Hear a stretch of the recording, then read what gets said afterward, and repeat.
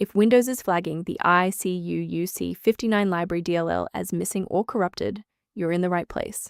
I'm Sophie Chen, a Windows support specialist, and let's resolve this together. Before we begin the manual steps for icuuc59 library, you can access a utility designed to help provide a clean system environment. This is the icuuc59 library, the international components for Unicode, Common, Library, v59. It provides localized unmanaged routines for character set conversion, normalization, and localized string manipulation. Mandatory for localized internationalized software to resolve localized text manifests. Knowing the file's purpose is helpful, but now we need to physically restore it.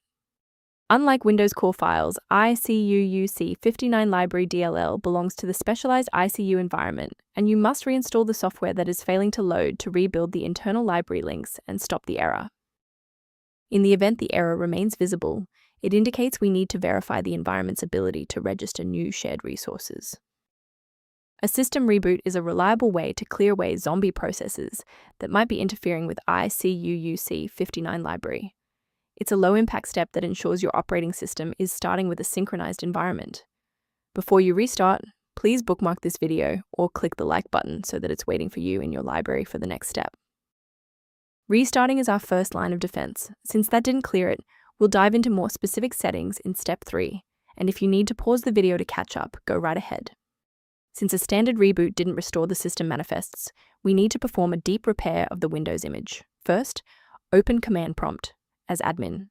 Second, you're going to type dism space /online space /cleanup image space /restore health, then hit enter. Why are we doing this?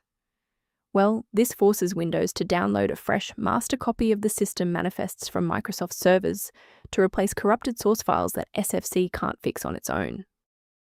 To ensure long-term stability, we should review the safety risks associated with unverified file sources. Most individual downloads of icuuc59 library DLL lack a valid digital signature, meaning they have not been verified for authenticity or safety by the original software developer.